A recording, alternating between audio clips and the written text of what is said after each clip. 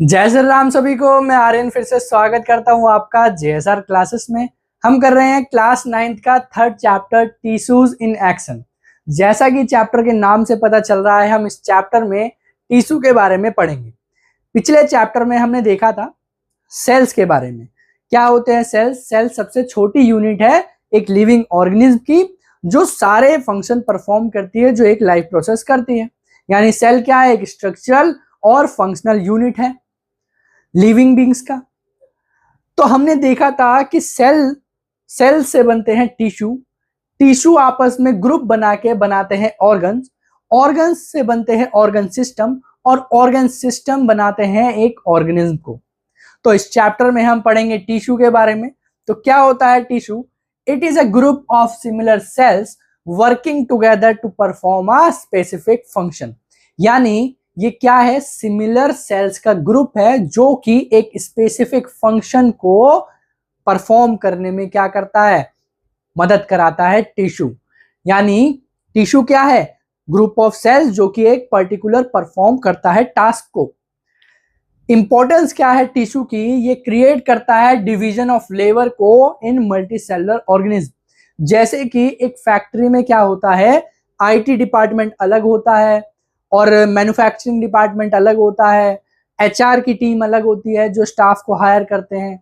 तो क्या है, फैक्ट्री में या किसी भी बिजनेस में अलग अलग क्या कर रखा है, काम बांट रखा है स्टाफ को कि ये पर्टिकुलर काम इन स्टाफ का है, आईटी का पर्टिकुलर काम किसका है, आईटी डिपार्टमेंट का है, स्टाफ को हायर करने का काम किसका है, एचआर का है। तो ये उन्होंने अलग अलग काम बांट रखे हैं।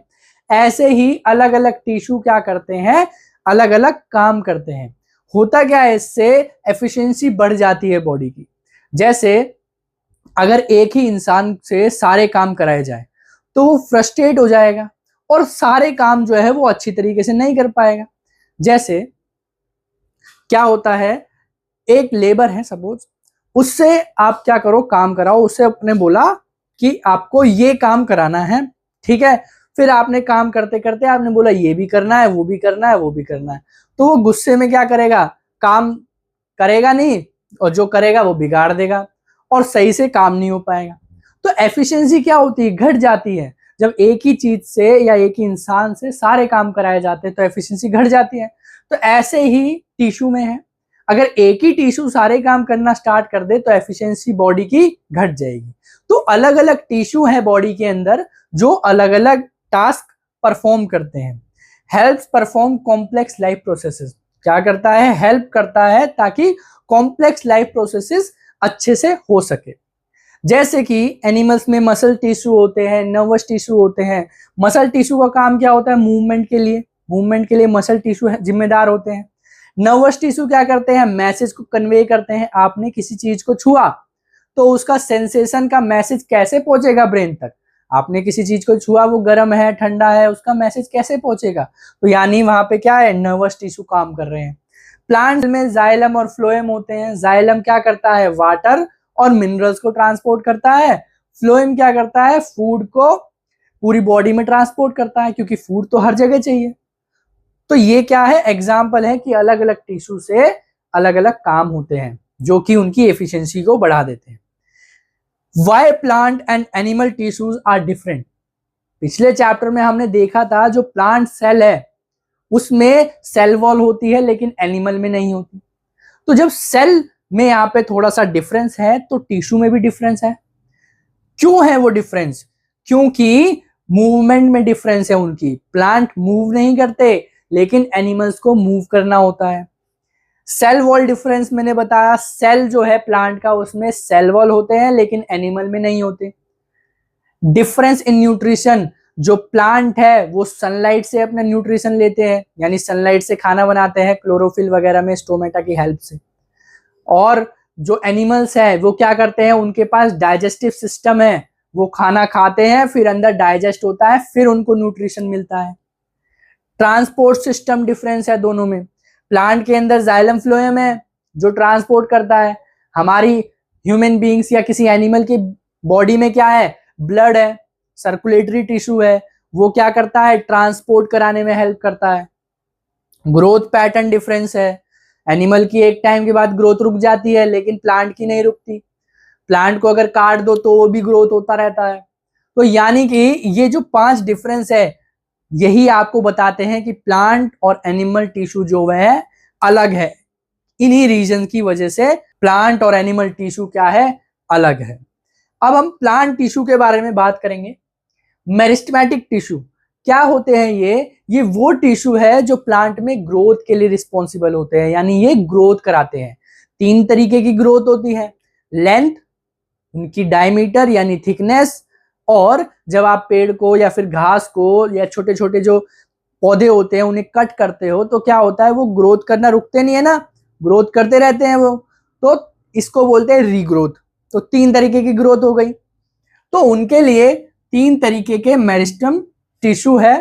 पहला है एपिकल मेरिस्टेम, ये रूट्स और शूट्स की टिप पे प्रेजेंट होता है। ये आपका छोटा सा प्लांट है, ये रूट है, ये शूट है। यहां पर एपिकल टिश्यू यानी एपिकल मेरिस्टेम टिश्यू प्रेजेंट होते हैं। ये ग्रोथ कराते हैं लेंथ में, नीचे से टिप पे प्रेजेंट है तो ग्रोथ कराएंगे, नीचे रूट पे भी ग्रोथ करा रहे हैं लेंथ की, ऊपर भी प्रेजेंट है तो उसकी लेंथ ऊपर जा रही है, यानी लेंथ में क्या करा रहे हैं, ग्रोथ करा रहे हैं। लेटरल मेरिस्टेम क्या करता है, उनकी थिकनेस को बढ़ाता है। ये सरकमफेरेंस में प्रेजेंट होता है। जैसे आपको ये पेड़ दिख रहा है, ये क्या है, ट्रांसवर्स सेक्शन है। जैसे ये प्लांट का स्टेम है, ठीक है, सिलेंडर जैसा लग रहा है। अब क्या होता है, ये आपकी एक्स एक्सिस है, ये वाई एक्सिस है, ठीक है। अब आपको अगर मैं पूछूं कि इसमें आपको मोटाई बतानी है, कि किस चीज को मोटाई बोलोगे, ये है मोटाई? नहीं, ये बोलोगे, है ना। और इसकी लेंथ क्या है, ये है लेंथ। तो यानी जो सबसे लॉन्ग पार्ट है वो है लॉन्ग एक्सिस, उसे हमने बोल दिया लॉन्ग एक्सिस, ठीक है। और जो उसके परपेंडिकुलर है उसे हमने बोल दिया क्या, उसकी थिकनेस है, ठीक है। तो जब भी इसको पैरेलली ऐसे काटा जाता है, यानी जो लॉन्ग एक्सिस है उसके पैरेलली काटा जाता है, तो उसे हम बोलते हैं लॉन्गिट्यूडनल या फिर वर्टिकल, ठीक है। जैसे ये सपोज एक खीरा है, तो खीरे को आप कैसे काट सकते हो, ऐसे काटते हो या फिर ऐसे ऐसे काटते हो, ऐसे ऐसे काटते हो, ठीक है, या फिर उसकी छोटी सी फाक बनाते हो। एक खीरे में 4 बीच में से ऐसे काट दिया 2 बार तो 4 फाक बन जाती है उसको। तो 2 तरीके हैं काटने के, या तो ऐसे ऐसे काट लो गोल गोल, या फिर ऐसे ऐसे काट लो, यानी उनकी लेंथ तो वही रहेगी, उनकी विड्थ छोटी कर दी आपने। तो इसको बोलते हैं ट्रांसवर्स सेक्शन। कहां लिखूं, यहां लिख देते हैं, ट्रांसवर्स सेक्शन। और इसको हम क्रॉस सेक्शन भी बोलते हैं, ठीक है, क्रॉस सेक्शन भी बोलते हैं। किसको, इनको। और इनको बोलते हैं हम longitudinal section, LONGI, longitudinal section. Longitudinal section को वर्टिकल सेक्शन भी बोलते हैं, ठीक है, समझ में आया। यानी अगर ये मार्कर है, मैं इसे ऐसे ऐसे काटूं, यानी लॉन्ग एक्सिस के, यानी इसकी जो लेंथ है उसके परपेंडिकुलर काटूं, तो वो क्या होगा, ट्रांसवर्स सेक्शन। और अगर उसी के पैरेलल काट दूं, ऐसे सीधा सीधा काट दूं ऐसे, तो वो क्या होगा, लॉन्गिट्यूडनल सेक्शन हो जाएगा, ठीक है। तो ये क्या है, ये एक ट्री का ट्रांसवर्स सेक्शन है। तो इसमें आपको रिंग दिख रही होगी, सरकमफेरेंस, सर्कल सर्कल बन रहा है, तो इसी सरकमफेरेंस में लेटरल मेरिस्टेम प्रेजेंट होते हैं, जो कि इनकी गर्थ को क्या करते हैं, बढ़ाते हैं। अब इसी रिंग को क्या बोलते हैं हम, एनुअल ग्रोथ रिंग बोलते हैं। ये प्लांट में जैसे जैसे ग्रोथ होती है वैसे वैसे इसकी थिकनेस बढ़ती है, और ये जो रिंग है ये भी दिखाई देना स्टार्ट होती है, ठीक है, मतलब बनती रहती है, अगर आप काटोगे तो दिखेगी, ठीक है। तो ये क्या है, इसकी एनुअल ग्रोथ रिंग है।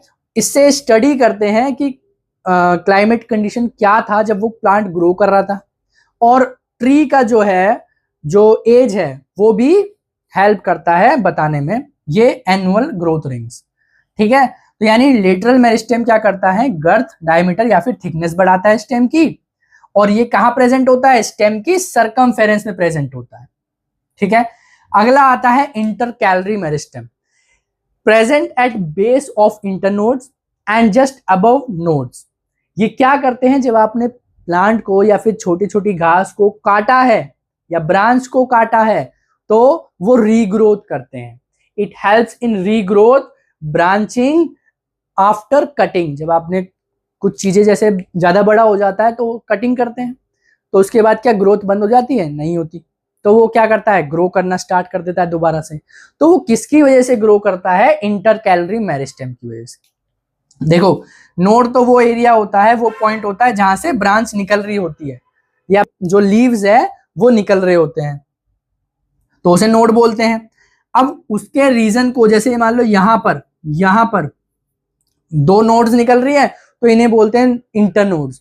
यहां पर क्या होता है, इंटरकैलरी मेरिस्टेम प्रेजेंट होता है। जब आपने यहां से काट दिया तो यहां तो इंटरकैलरी मेरिस्टेम प्रेजेंट था, तो वो यहां से क्या हो जाएगा, नई ब्रांच बना लेगा। अगर आपने ऊपर से काटा है तो यहाँ पे क्या है, इंटरकैलरी नोड्स, तो एक और ब्रांच बना लेगा। ठीक है, और इसका एपिकल मेरिस्टेम का कैसे पहचानोगे आप क्या करो, एक एक्टिविटी करना, एक ओनियन को ग्लास में ऊपर रख देना, ठीक है, जिससे ओनियन जो है वो नीचे ना जाए और उसकी जो छोटी सी रूट है वो पानी के अंदर आ जाए। ठीक है, आप देखोगे कुछ दिनों बाद कि वो जो रूट है वो बड़ी होना स्टार्ट हो जाएगी। जब वो बड़ी हो जाए तो उसकी टिप को काट दो, अब उसको 5 दिन के लिए और छोड़ दो। अब आप देखोगे जो ग्रोथ है उसकी रूट की वो अब नहीं होगी। क्यों नहीं होगी, क्योंकि टिप पे क्या प्रेजेंट होता है, एपिकल मेरिस्टेम, और वो आपने काट दिया तो यानी कि ग्रोथ नहीं होगी उस रूट की। ठीक है, तो कैरेक्टरिस्टिक्स देख लेते हैं मेरिस्टेमेटिक सेल की, यानी मेरिस्टेमेटिक टिश्यू किन से बने हैं, सेल से। वो सेल क्या है, मेरिस्टेमेटिक सेल है।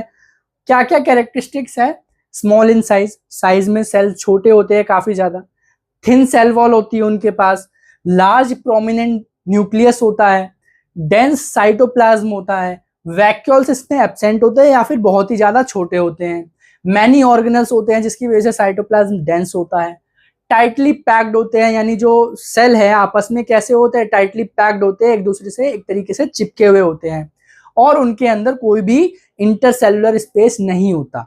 अब देखो, इन कैरेक्टरिस्टिक्स की वजह से ये जो सेल है ये अच्छे से डिवाइड हो पाते हैं, यानी सेल डिवीजन की प्रॉपर्टी है इनके पास, तो वो रैपिडली कंटिन्यूअसली डिवीजन करते रहते हैं इन्हीं कैरेक्टरिस्टिक्स की वजह से। जैसे थिन सेल वॉल है, थिन सेल वॉल होने की वजह से ये अच्छे से क्या कर सकते हैं, डिवीजन कर सकते हैं। लार्ज प्रोमिनेंट न्यूक्लियस है, बड़े बड़े न्यूक्लियस है, न्यूक्लियस के अंदर क्या होता है, जेनेटिक मटेरियल, उसकी वजह से डिवीजन में हेल्प होती है। ठीक है, डेंस साइटोप्लाज्म है, यानी साइटोप्लाज्म में जो भी ऑर्गेनल्स है वो ज्यादा है, उनसे क्या होता है, जैसे मान लो माइटोकॉन्ड्रिया है, माइटोकॉन्ड्रिया से क्या बनेगी, एनर्जी बनेगी, तो एनर्जी ज्यादा चाहिए होती है सेल डिवीजन में, तो वो भी मिली है इनको। तो इसी वजह से क्या होता है, मेरिस्टेमेटिक सेल कंटिन्यूअसली डिवीजन करते रहते हैं। अब एक सवाल आता है, why vacuoles are absent in meristematic cells. मैंने बताया वैक्यूल्स एब्सेंट होते हैं या बहुत ही ज्यादा छोटे होते हैं। क्यों, क्योंकि वैक्यूल्स जो होते हैं वो ज्यादा जगह घेरते हैं, ज्यादा जगह घेरने की वजह से न्यूक्लियस को जगह नहीं मिलेगी क्योंकि बड़े होते हैं न्यूक्लियस इनमें, और साइटोप्लाज्म जितना बड़ा होगा वो उतनी ही जगह में क्या कर सकता है, ऑर्गेनल्स रख सकता है। जब वैक्यूल्स ने ही क्या करे, जगह घेर ली, तो साइटोप्लाज्म कहाँ रखेगा अपने ऑर्गेनल्स को, या ऑर्गेनल्स कहाँ रहेंगे, तो इसलिए इनके अंदर वैक्यूल्स नहीं होती, और वैक्यूल्स ना होने की वजह से ये बड़े होते हैं और डेंस होता है साइटोप्लाज्म, तो इसकी वजह से क्या होता है, सेल डिवीजन अच्छे से हो पाता है। अब कुछ नए सेल्स जो बनते हैं वो अपनी एबिलिटी लूज कर देते हैं जिससे वो डिवाइड हो, यानी ऐसे सेल्स बनते हैं कुछ जो अपनी ऐसी एबिलिटी लूज कर देते हैं जो सेल डिवीजन में हेल्प करे, तो वो बन जाते हैं स्पेशलाइज्ड सेल। वो क्या बन जाते हैं, स्पेशलाइज्ड सेल, जिससे स्पेसिफिक फंक्शंस होते हैं जैसे कि सपोर्ट, ट्रांसपोर्ट और स्टोरेज। और ये जो प्रोसेस है इसे बोलते हैं डिफरेंशिएशन। यानी डिफरेंशिएशन एक ऐसी प्रोसेस है जिसमें कुछ नए सेल्स जो बनते हैं वो अपनी एबिलिटी लूज कर देते हैं डिवीजन के लिए, यानी डिवाइड नहीं होते, और वे कन्वर्ट हो जाते हैं स्पेशलाइज सेल में जो कि स्पेशल फंक्शन परफॉर्म करते हैं। आया समझ में? उन्हें हम बोलते हैं परमानेंट टिश्यू। ठीक है, अब दो टाइप के परमानेंट टिश्यू होते हैं, सिंपल परमानेंट टिश्यू और complex permanent tissue. Simple permanent tissue होते हैं वे जो सिर्फ एक ही टाइप के सेल से बने होते हैं, मतलब होते तो बहुत सारे सेल्स हैं लेकिन उनका टाइप जो है मतलब सिमिलर सेल होते हैं, सारे एक जैसे सेल होते हैं। ठीक है, एक ही सेल से वे बने होते हैं। कॉम्प्लेक्स परमानेंट टिश्यू कैसे होते हैं? ये अलग अलग टाइप के सेल से बने होते हैं। तो पहला है आपका सपोर्टिंग टिश्यू, यानी सिंपल परमानेंट टिश्यू का जो सपोर्टिंग टिश्यू है वो टाइप है। सपोर्टिंग टिश्यू में आता है पैरेन्काइमा।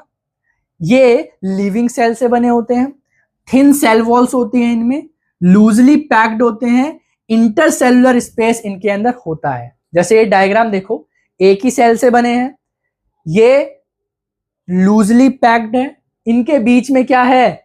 इंटरसेलुलर स्पेस है। ठीक है, और थिन सेल वॉल है। फंक्शन क्या है इनका? फूड को स्टोर करके रखते हैं, फोटोसिंथेसिस कराते हैं, जहां ग्रीन पार्ट है वहां पे फोटोसिंथेसिस भी होती है।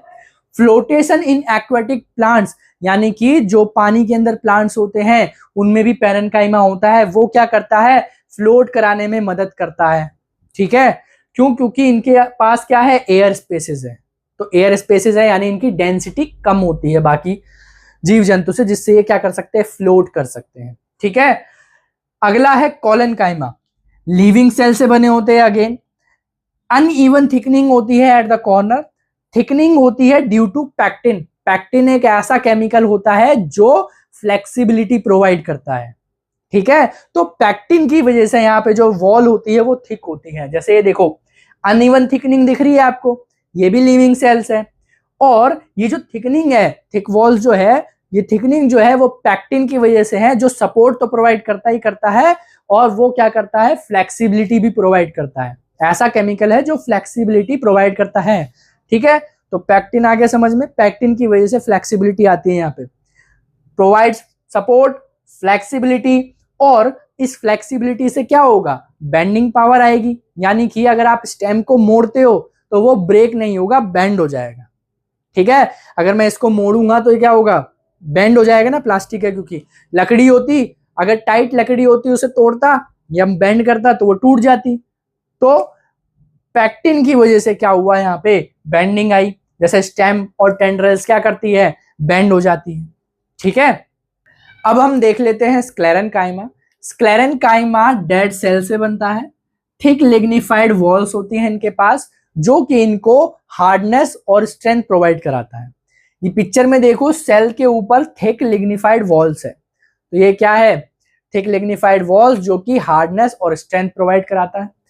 Coconut husk, walnut shell, hard seed coats में ये स्क्लेरेनकाइमा आपको मिलता है। ठीक है, क्योंकि वहां पे क्या होता है? हार्ड सरफेस होता है। वो किसकी वजह से होता है? स्क्लेरेनकाइमा की वजह से। और वो क्या करता है? प्रोटेक्शन करता है। आगे आता है प्रोटेक्टिव टिश्यू। एपिडर्मिस के बारे में हम पढ़ेंगे। ये सिंपल परमानेंट टिश्यू के अंदर आता है। Outer most protecting covering of plant body होती है ये, मतलब आउटर मोस्ट लेयर में ये मिलती है। Single layer of tightly packed flat rectangular cell से बने होते हैं, यानी इसकी क्या होती है? सिंगल लेयर होती है जो कि रेक्टेंगुलर फ्लैट सेल से ये बनते हैं।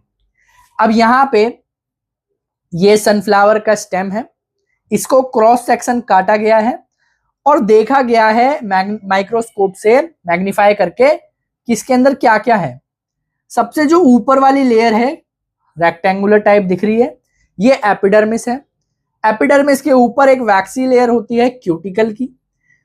एपिडर्मिस के ऊपर हेयर लाइक प्रोजेक्शंस आ जाती हैं, एपिडर्मल हेयर बोलते हैं इनको।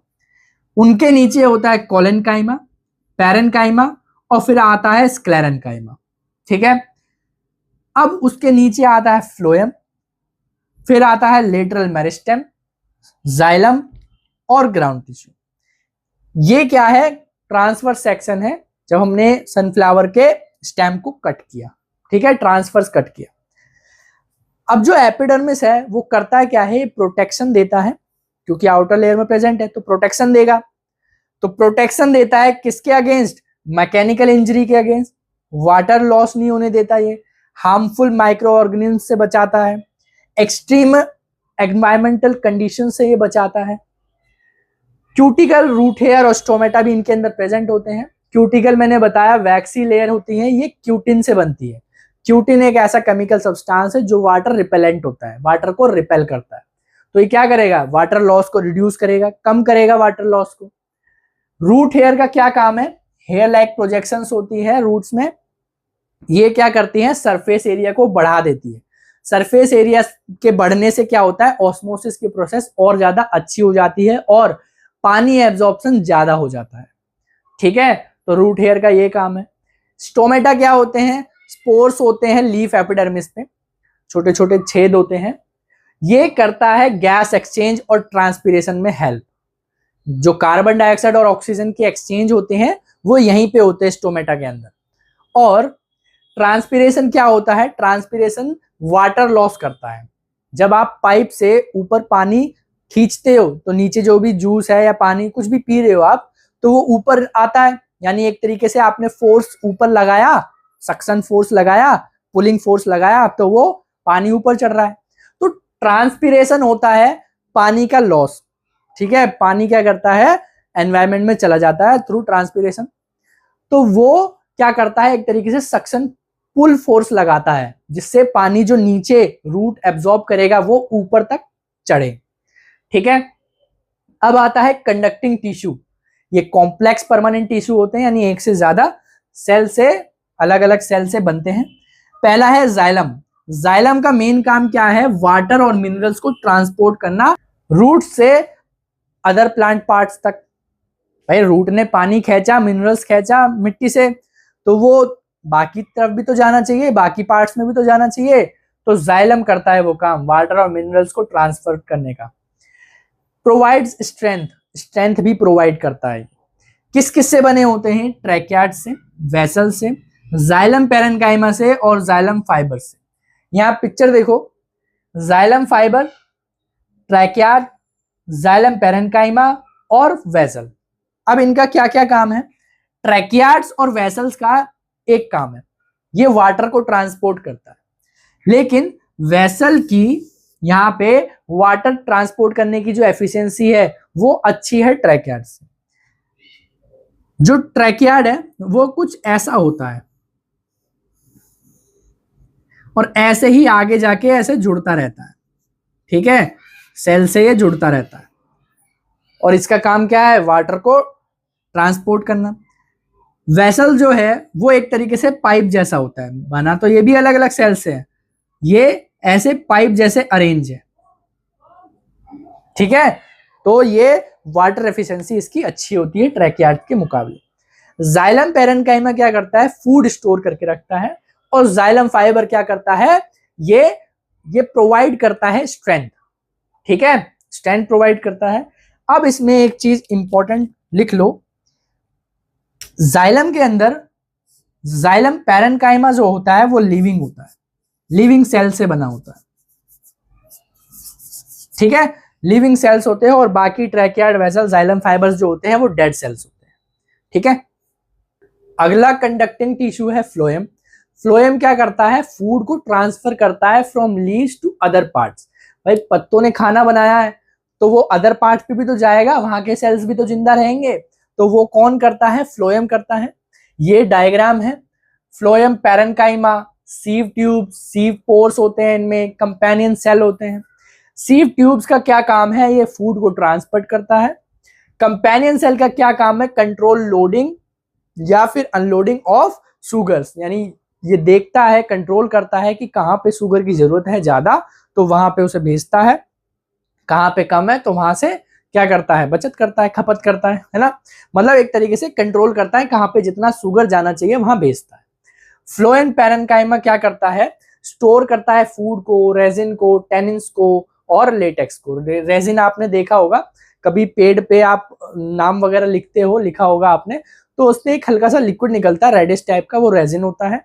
और व्हाइट कलर का जो फेविकॉल जैसा दिखता है वो होता है आपका लेटेक्स। टेनिन्स होता है आपका पॉलीफिनोलिक कंपाउंड, ये क्या करता है, हर्बीवोरस या फिर पैथोजेंस वगैरह से एक मैकेनिज्म बनाता है जिससे उसे बच सके। ठीक है, फ्लोएम फाइबर्स क्या करता है, ये प्रोवाइड करता है स्ट्रेंथ।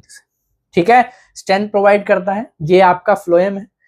अब जैसे ऑर्गन क्या बनाते हैं, ऑर्गन सिस्टम बनाते हैं, ऐसे ही टिश्यू आपस में ऑर्गेनाइज्ड होके ग्रुप बनाते हैं, बड़े ग्रुप बनाते हैं, उसे हम क्या बोलते हैं, प्लांट टिश्यू सिस्टम बोलते हैं। इन अ प्लांट बॉडी ये जो टिश्यू होते हैं अकेले काम नहीं करते, ये क्या करते हैं, ऑर्गेनाइज्ड होके टुगेदर लार्ज ग्रुप्स बनाते हैं और उन्हीं को क्या बोलते हैं, टिश्यू सिस्टम। एक तरीके से जैसे ऑर्गन सिस्टम में बदलता है, टिश्यू किस में बदलते हैं, टिश्यू सिस्टम में।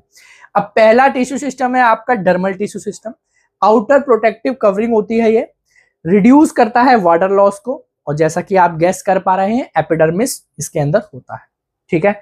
दूसरा है ground tissue system, main body है प्लांट का, इसके अंदर पैरेन्काइमा, कोरेन्काइमा, स्क्लेरेन्काइमा आता है। वस्कुलर टिश्यू है तीसरा, कंडक्टिंग टिश्यू सिस्टम से बनता है, जाइलम और फ्लोएम इसके अंदर होते हैं। अब ये डायग्राम है, पहला रूट से ट्रांसफर सेक्शन लिया गया है, स्टेम से ट्रांसफर सेक्शन लिया गया है और लीफ से ट्रांसफर सेक्शन लिया गया है। ये है लीफ का, ये आपको फ्लोएम दिख रहा है, ये जाइलम दिख रहा है, और ये एपिडर्मल टिश्यू। स्टेम में जाइलम, फ्लोएम, ग्राउंड टिश्यू और एपिडर्मल टिश्यू। रूट में भी जाइलम, फ्लोएम, ग्राउंड टिश्यू और एपिडर्मल टिश्यू। ठीक है, ये डायग्राम है।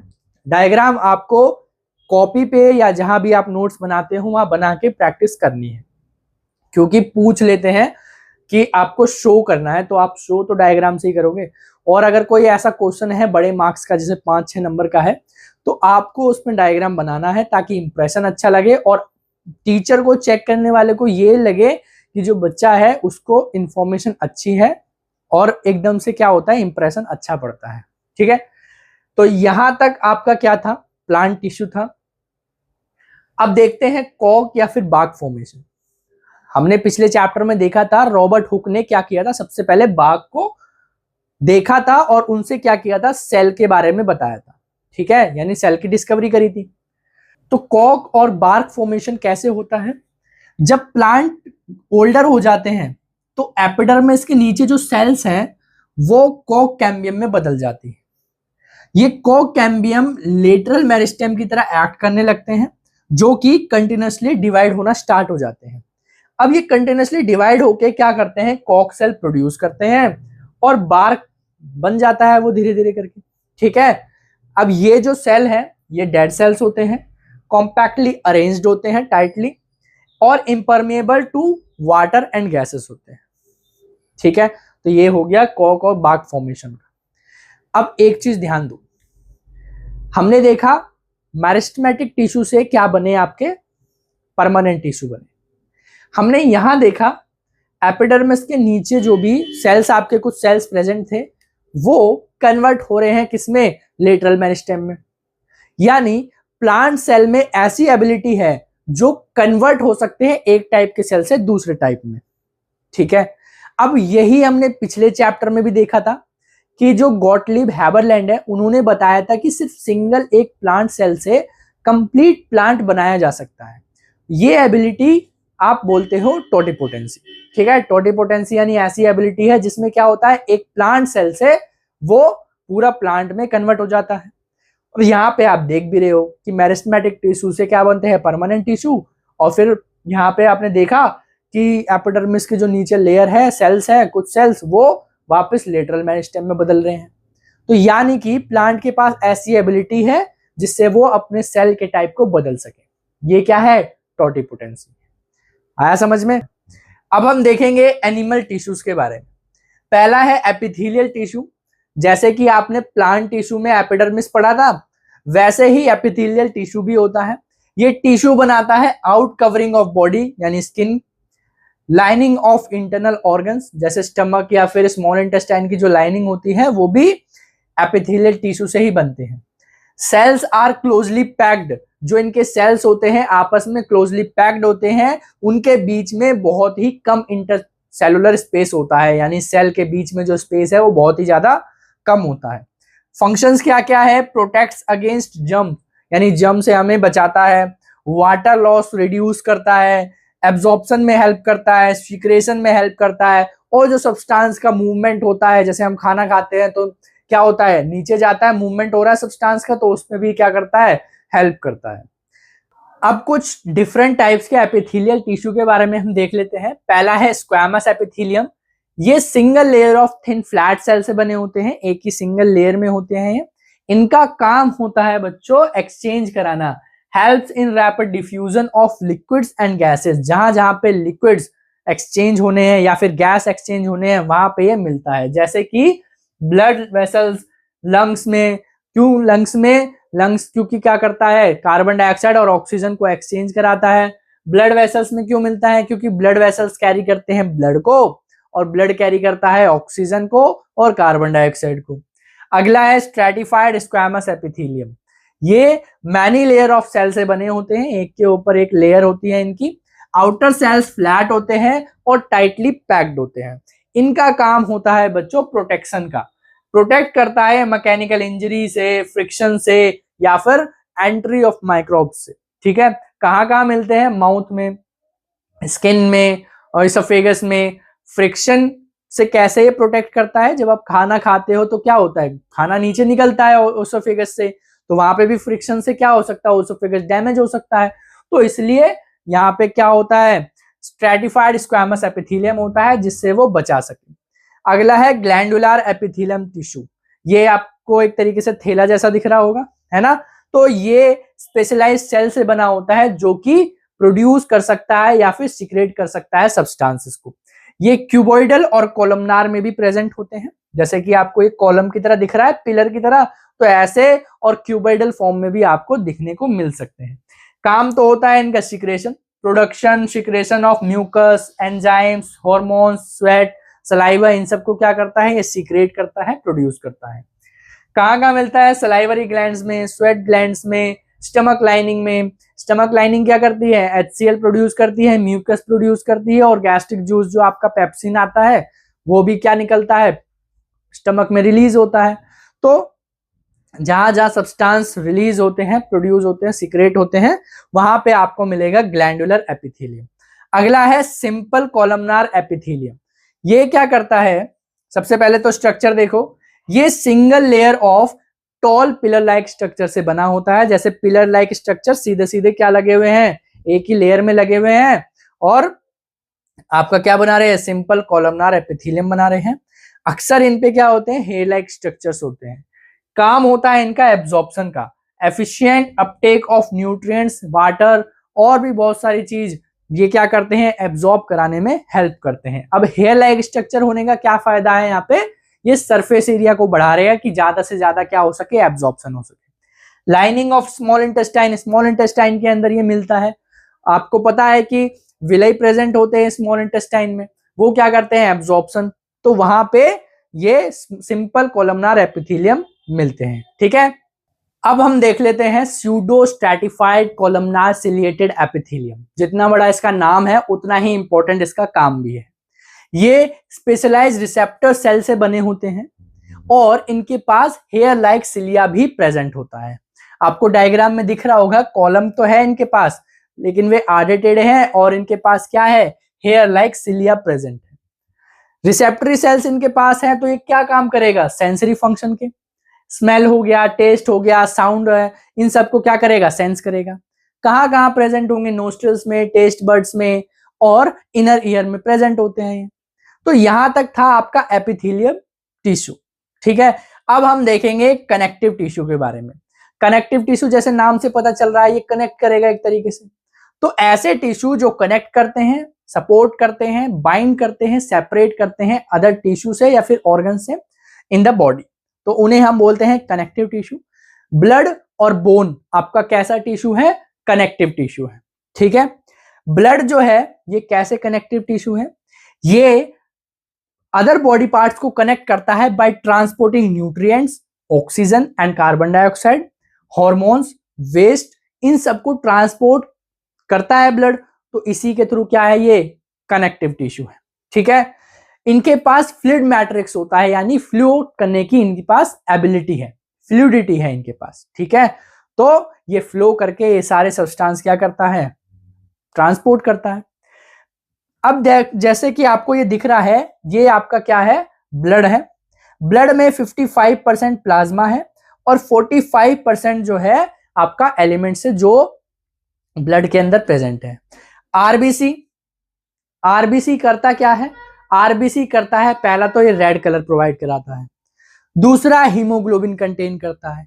हीमोग्लोबिन के अंदर ऑक्सीजन अच्छे से डिसॉल्व हो जाता है तो ये ऑक्सीजन को भी कैरी करता है। लाइफ स्पैन इसकी 120 डेज यानी 4 मंथ के अराउंड होती है। अब इसके अंदर न्यूक्लियस प्रेजेंट नहीं होता, हमने पिछले चैप्टर में पढ़ा था, इन्हें इन्यूक्लिएटेड सेल्स भी बोलते हैं। न्यूक्लियस इनके पास प्रेजेंट नहीं होता। ये बनते कैसे हैं? ये बनते हैं बोन मैरो की वजह से। न्यूक्लियस नहीं है तो जेनेटिक मटेरियल्स भी नहीं है इनके पास, तो वे क्या नहीं कर पाएंगे? Cell division. तो ये बनते किससे हैं? बोन मैरो की वजह से। ठीक है, प्लेटलेट्स और व्हाइट ब्लड सेल्स भी बोन मैरो से ही बनते हैं। प्लेटलेट्स क्या होते हैं? ब्लड क्लॉटिंग कराते हैं, यानी कि अगर आपको चोट लग जाए तो थोड़ी देर खून तो फ्लो होता है, लेकिन धीरे धीरे क्या होता है, वहां पे क्लॉटिंग बन जाती है और वो ब्लड को रोक देती है, यानी एक्सेस ब्लड लॉस नहीं होने देती। व्हाइट ब्लड सेल्स क्या करते हैं? इन्फेक्शन से फाइट करते हैं। अगर कोई बैक्टीरिया या कुछ भी चीज हमारी बॉडी के अंदर आ गया और बीमार कर रहा है हमको या कोई भी डैमेज कर रहा है तो उसको क्योर करता है, ठीक है, लड़ता है उससे। अब आता है bone, support and connects body framework from head to toe. सर से लेकर नीचे तक सपोर्ट देता है और कनेक्ट करता है हर एक पार्ट्स को। Provide safe and protection, safe provide करता है और प्रोटेक्शन देता है। अगर हड्डी निकाल दी जाए, बोन सारी निकाल दी जाए, तो हमारा जो शरीर है वो बेन 10 के एलियन जैसा बन जाएगा। वो उस एलियन का नाम कमेंट सेक्शन में बताना। Has a hard rigid matrix, और इनके पास हार्ड रिजिड मैट्रिक्स होता है जिससे ये क्या रहते हैं? रिजिड रहते हैं, पूरे बोन जो है वो रिजिड रहते हैं। अब एक सवाल है, why does face become red during exercise? जब हम एक्सरसाइज करते हैं, रनिंग वगैरह करते हैं, तो हमारा जो फेस है वो कैसा हो जाता है? रेडिश हो जाता है। क्यों होता है? क्योंकि हर एक सेल क्या करता है? ऑक्सीजन लेके अपनी एनर्जी रिलीज करता है, मतलब एनर्जी बनाता है, माइटोकॉन्ड्रिया। ठीक है, माइटोकॉन्ड्रिया प्रेजेंट है सेल्स के अंदर।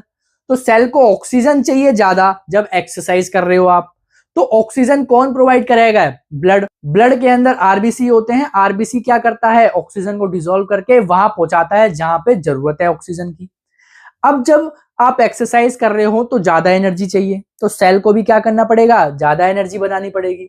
तो ब्लड क्या करता है? फ्लो करने स्टार्ट कर देता है तेजी से, यानी ब्लड सर्कुलेशन फास्ट हो जाता है, ब्रीथिंग रेट भी फास्ट हो जाती है, जिससे होता क्या है? ऑक्सीजन की जितनी डिमांड है, सप्लाई है, वो अच्छे से हो जाए। ठीक है, इसलिए ब्लड सर्कुलेशन के फास्ट होने से हमारा जो फेस है वो रेडिश हो जाता है। ठीक है, अब कुछ और कनेक्टिव टिश्यू के बारे में देखते हैं। मैं आपको कुछ एक्शंस बोलूंगा करने के लिए, आपको वो करने हैं ताकि आपको अच्छे से फील हो। सबसे पहले आप क्या करो? अपनी नी को टच करो। आपको hard and rigid structure feel हो रहा होगा, ये हुआ है आपका बोन की वजह से। बोन क्या करता है? स्ट्रेंथ, सपोर्ट और प्रोटेक्शन देता है। अब आप क्या करो? अपने कान को ऐसे फोल्ड करो और छोड़ दो, नाक को ऐसे प्रेस करो और छोड़ दो। आप क्या देखोगे, क्या फील करोगे कि कान वापस अपने शेप में आ गए, नाक भी अपने शेप में आ गई। ठीक है, तो यहां पर प्रेजेंट होते हैं कार्टिलेज। कार्टिलेज क्या करता है? फ्लेक्सिबिलिटी प्रोवाइड करता है और कुशंस करता है बोन की एंड को, जिससे शॉक एब्जॉर्प्शन हो पाए। देखो, आपने क्रिकेट तो खेला होगा, जब भी बॉल कैच करते हो तो आप हल्का सा हाथ पीछे करते हो कैच करते टाइम। ठीक है, बॉल हाथ में आते ही उसे पीछे करते हो हल्का सा। अगर आप ये नहीं करोगे तो आपके हाथों में तेज लगेगी, और जब आप ये करते हो तो आपके हाथों में इंपैक्ट कम होता है, यानी आप क्या कर रहे हो? शॉक को एब्जॉर्ब कर रहे हो। ठीक है, उसके इंपैक्ट को कम कर रहे हो। एक तरीके से ऐसा ही है जैसे आप दीवार में पंच मारोगे और गद्दे में पंच मारोगे, कहां ज्यादा लगेगी? दीवार में। तो अगर आप गद्दे में मारोगे तो क्या होगा? वहां पे धीरे धीरे आपका जो पंच की स्पीड है उसे धीरे धीरे कम करेगा और इंपैक्ट कम होगा, यानी आपके हाथ में कम लगेगी। ऐसे ही कार्टिलेज क्या करता है? बोन की एंड में कुशन की तरह काम करता है, जिससे शॉक एब्जॉर्प्शन हो जाए और हमारी बोन डैमेज ना हो। ठीक है, अब आपको क्या करना है? अपने फोरआर्म को ऐसे पकड़ो और ऐसे उंगलियां हिलाओ। आप क्या देखोगे कि यहां पे भी मूवमेंट हो रही है, फोरआर्म में भी मूवमेंट हो रही है। मूवमेंट क्यों हो रही है? टेंडन की वजह से हो रही है। टेंडन क्या करता है? मसल को बोन से कनेक्ट करता है ताकि मूवमेंट वहां पे आ पाए। ठीक है, उंगलियां तो दूर है फोर आर्म से, तो यहां पे क्या प्रेजेंट है, टेंडन प्रेजेंट है जो इन बोन्स को कनेक्ट करता है। ठीक है, और मूवमेंट लेके आता है। अब आपको क्या करना है, आप चेयर पे तो बैठे ही होंगे, आपको पैर उठाना है ऊपर। आप क्या देखोगे, एक लिमिट के बाद पैर ऊपर नहीं उठेगा। जैसे कि आप ऐसे करके हाथ सीधा कर रहे हो, लेकिन इसके बाद वो नहीं जा रहा, यानी यहाँ पे लिमिट है। लिमिट है तो वो किस वजह से है, लिगामेंट की वजह से। लिगामेंट क्या करता है, बोन को बोन से कनेक्ट करता है, ये स्टेबिलिटी लाता है, मूवमेंट में लिमिट्स लेके आता है और हेल्प करता है डिसलोकेशन को प्रिवेंट करने के लिए, यानी कि बोन अपनी जगह से हिल ना जाए, तो उसको भी ये क्या करता है, बचाता है। ठीक है, कौन करता है, लिगामेंट। अब ये डायग्राम है, यहां पे आप देख रहे हो टेंडन बोन से मसल जुड़ी हुई है, ये क्या है, टेंडन है। यहां पर कार्टिलेज है जो कुशन की तरह काम करेगा। लिगामेंट क्या कर रही है, नीचे वाली बोन्स को नी कैप से ऊपर वाली बोन से जोड़ रही है। अब ये भी आपका क्या है, मस्क्यूलोस्केलेटल है। इस डायग्राम को हम आगे भी देखेंगे।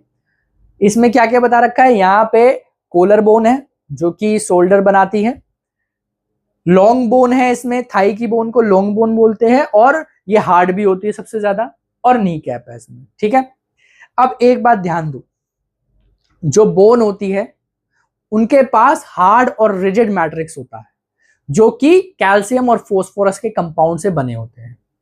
यानी बोन जो है वो कैल्शियम और फोस्फोरस से बने हैं, वो इनको स्ट्रेंथ प्रोवाइड कराते हैं और हार्ड बनाते हैं। ठीक है, वहीं कार्टिलेज जो है वो जेली लाइक सॉफ्ट मैट्रिक्स से बने हुए होते हैं, जो कि इन्हें क्या करता है, फ्लेक्सिबिलिटी देता है और कुशनिंग प्रोवाइड करता है। आया समझ में बोन और कार्टिलेज में क्या फर्क है। ठीक है, अब देख लेते हैं टाइप्स ऑफ मूवमेंट। दो तरीके की मूवमेंट होती हैं, वॉलेंट्री मूवमेंट और इनवॉलेंट्री मूवमेंट। वॉलेंट्री मूवमेंट में ऐसी मूवमेंट्स आती है जो हमारे कॉन्शियस कंट्रोल में हो, यानी हम जो करना चाहते हैं वो कर पाए। ठीक है, तो ऐसी मूवमेंट को बोलते हैं वॉलेंट्री मूवमेंट, जैसे कि राइटिंग हो गया, रनिंग हो गया, एक्सरसाइज, खेलना, या आप कोई काम करते हो, तो ये कौन सी मूवमेंट है, वॉलेंट्री मूवमेंट, जो आप चाहते हो और आपके कॉन्शियस में हो। जब तक आप चाहोगे नहीं तब तक आप खड़े नहीं हो पाओगे, जबरदस्ती आपको कोई खड़ा करेगा तो बात अलग है, लेकिन आपके कंट्रोल में है ये ऐसी मूवमेंट, उन मूवमेंट को बोलते हैं वॉलेंट्री मूवमेंट। और जो मसल इन काम को कराने के लिए, इन मूवमेंट को कराने के लिए रिस्पॉन्सिबल होती है, उन्हें हम बोलते हैं स्केलेटल मसल्स, और इसका दूसरा नाम स्ट्रिएटेड मसल्स भी है। ये मसल्स बोन से या फिर स्केलेटन से जुड़ी हुई होती हैं और मूवमेंट कराती है। ये लॉन्ग और सिलेंड्रिकल फाइबर से बने हुए होते हैं, और इनके जो सेल है वो मल्टी न्यूक्लिएट होते हैं, यानी एक से ज्यादा न्यूक्लियस वहां पे प्रेजेंट होते हैं। अनब्रांच्ड होती है, स्ट्रिएटेड होती है। अनब्रांच का मतलब क्या है, देखो यहाँ पे आपको दिख रहा होगा सिलेंड्रिकल पार्ट, ये सीधे सीधे जा रहे हैं, कहीं पे भी ब्रांच नहीं है यहाँ पे। ठीक है, तो अनब्रांच्ड है। और स्ट्रिएटेड क्या है, आपको ये सिलेंडर दिख रहा है, पहला डार्क है, लाइट है, डार्क है, लाइट है, डार्क, लाइट, डार्क, आगे लाइट, ऐसा ही सेम पैटर्न फॉलो करता है। इसी को बोलते हैं स्ट्रिएटेड, और यही पाया जाता है स्केलेटल मसल में। ठीक है, तो ये कैसे होते हैं, स्ट्रिएटेड होते हैं। अगली मूवमेंट आती है इनवॉलेंटरी मूवमेंट, यानी ऐसी मूवमेंट जो हमारे कॉन्शियस में नहीं हो, जो हम चाह के भी नहीं रोक सकते। जैसे कि हार्ट बीट होता है, जो खाना हमारे इंटेस्टाइन में मूव होता है, वो आप चाह के भी नहीं रोक सकते, वो अपने आप मूव करती रहती है। ठीक है, अब जो इनवॉलेंटरी मूवमेंट्स है उन्हें दो मसल्स कंट्रोल करती हैं, पहला स्मूथ मसल्स और दूसरा है कार्डियक मसल्स। स्मूथ मसल्स कहां कहां मिलती है, स्टमक में, इंटेस्टाइन में और अदर इंटरनल ऑर्गन्स में। इनका स्ट्रक्चर कैसा होता है, स्पिंडल शेप्ड होते हैं, यानी कि ये बीच में ऐसे होते हैं, थिक होते हैं, और साइड में कैसे होते हैं, थिन होते हैं। सिंगल न्यूक्लियस होता है इनके अंदर, सिंगल न्यूक्लियस होता है, और स्ट्रिएशन कहीं पे भी आपको नहीं नजर आती। फंक्शन क्या है इसका, help in slow continuous movement like digestion, धीरे धीरे और कंटिन्यूअस काम कराने में ये हेल्प करता है। जैसे कि स्टमक में आपको दिख रहा है स्मूथ मसल्स, स्ट्रेटेड नहीं है यहाँ पे कहीं पे भी, कैसी है, स्पिंडल शेप्ड है और एक साथ लगी हुई है, चिपकी हुई है। अगला आता है कार्डियक मसल्स, ये सिर्फ हार्ट के अंदर प्रेजेंट है, सिलेंड्रिकल फाइबर से बनी होती है, ब्रांच्ड होती है, सिंगल न्यूक्लियस होते हैं इनके अंदर, और फेंट स्ट्रिएशंस होते हैं। स्ट्रिएशंस होते हैं लेकिन वो हल्के होते हैं। क्या काम है? Continuous beating of heart, heart का कंटिन्यूस क्या कराना? बीटिंग कराना। वर्क कंटिन्यूसली विदाउट फटीग, बिना थके ये काम करती रहती है मसल्स।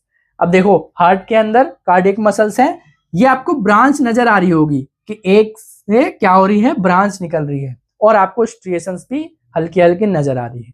ठीक है, तो ये हो गया आपका कार्डियक मसल्स। अगला आता है नर्वस टिश्यू। आपने कभी सोचा है कि आप अगर किसी चीज को छूते हो तो उसका मैसेज कैसे पहुंचता है दिमाग तक? तो वो मैसेज पहुंचाने का काम कौन करता है? Nervous tissue.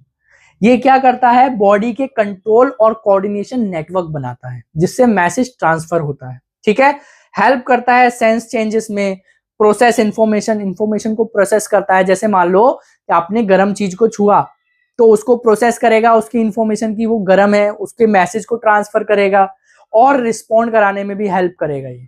ठीक है, अब देख लेते हैं role of the brain. Brain जो है वो नर्वस टिश्यू से ही बना होता है, और ब्रेन नर्वस सिस्टम का ही एक पार्ट है। बॉडी जो हमारी कंट्रोल होती है वो ब्रेन के थ्रू ही होती है। तो क्या है? ब्रेन हमारा कंट्रोल सेंटर है, हमारी पूरी बॉडी का कंट्रोल सेंटर है ब्रेन।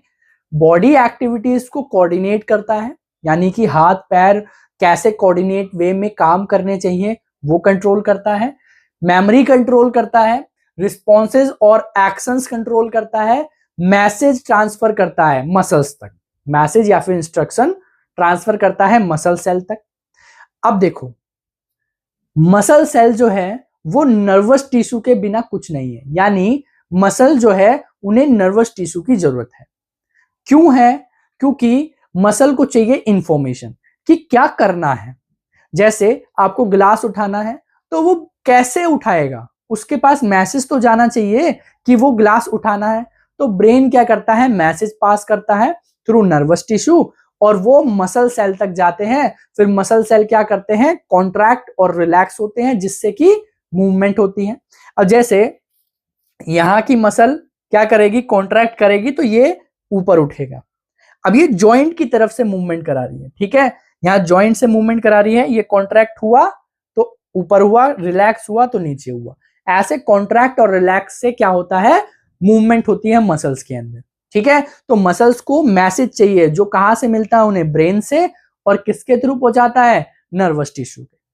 ठीक है, आगे समझ में एक और एग्जांपल ले लो। जैसे आप एक्सरसाइज करते हो तो ऑक्सीजन की नीड ज्यादा होती है, तो ब्रेन क्या करता है? मैसेज पहुंचाता है हार्ट तक, हार्ट के मसल्स तक, कार्डियक मसल्स तक।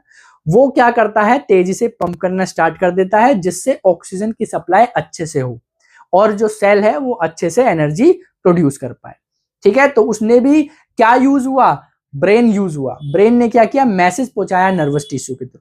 ठीक है, अब नर्वस टिश्यू जिन सेल से बने हैं उन्हें बोलते हैं न्यूरॉन या फिर नर्व सेल्स।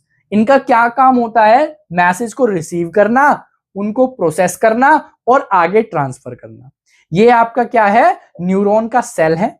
इनमें डेंड्राइट्स होती हैं ऊपर, और डेंड्राइट्स क्या करती है? मैसेज को लेती है, मतलब रिसीव करती है दूसरे न्यूरॉन से। फिर आगे एक्सॉन में होते हुए मैसेज आगे जाता है, और एक्सॉन टर्मिनल से वो पास हो जाता है दूसरे न्यूरॉन में। ऐसे ही यहाँ पे एक और न्यूरॉन लगा होगा, डेंड्राइट यहाँ पे होगी, वो मैसेज रिसीव करेगा और आगे पहुंचाएगा। ऐसे ही यहाँ लगी होगी, वो आगे पहुंचाएगा। तो ये क्या करते हैं? ऐसे ही मैसेज को कन्वे करते हैं। ठीक है, ट्रांसफर करते हैं। अब आता है आपका मस्क्यूलोस्केलेटल सिस्टम। ये एक ऑर्गन सिस्टम है। इसमें bone, joint, cartilage, muscles, tendon, ligament ये सब प्रेजेंट होते हैं। इन सब से क्या बनता है? मस्क्यूलोस्केलेटल सिस्टम बनता है। इनका काम होता है बॉडी को स्टैंड अपराइट कराना, यानी सीधा खड़ा करने में ये मदद करता है। एनेबल्स मूवमेंट, मूवमेंट कराने में हेल्प करता है। कैसे? क्योंकि इनके पास मसल्स भी है, तो मसल से मूवमेंट होती है। मेंटेन पोस्चर, पोस्चर को मेंटेन कराने में हेल्प करता है। डेलिकेट इंटरनल ऑर्गन्स को प्रोटेक्ट करके रखता है। और ये जो मस्क्यूलोस्केलेटल सिस्टम है नर्वस टिश्यू सिस्टम के अंदर काम करता है, यानी नर्वस टिश्यू के बिना ये काम के नहीं है। ठीक है, अब देखते हैं हम टाइप्स ऑफ जॉइंट्स के। कितने टाइप का जॉइंट्स हमारे बॉडी में प्रेजेंट है? पहला है बॉल एंड सॉकेट जॉइंट। होता क्या है इसमें? एक कटोरी जैसा शेप होता है बोन का, और एक राउंडेड होता है, ये इसके अंदर ऐसे फिक्स होता है। ठीक है, कहां पे प्रेजेंट होता है? ये शोल्डर में, यहाँ पे ये मिलेगा आपको। इससे हर डायरेक्शन में मूव कर सकते हो। देखो मैं हर डायरेक्शन में मूव कर सकता हूं, तो बॉल एंड सॉकेट जॉइंट से सारी डायरेक्शन में मूवमेंट मिल जाती है। दूसरा आता है हिंज जॉइंट, ये आपकी एल्बो और नी में होता है। ये सिर्फ एक ही डायरेक्शन में मूव करते हैं, ठीक है। दरवाजे में जैसे हिंज लगे होते हैं ऐसे ही एक काम करते हैं। नी कैप जो है नी जॉइंट को प्रोटेक्ट करती है, ठीक है। अब अगला आता है पाइवट जॉइंट। ये नेक में प्रेजेंट होता है, यानी स्कल और बैकबोन के बीच में जो पार्ट है उसे नेक बोलते हैं, वहां प्रेजेंट होता है और ये हेड को साइड टू साइड मूव कराने में हेल्प करता है। अगला है फिक्स्ड जॉइंट, ये स्कल में प्रेजेंट होता है।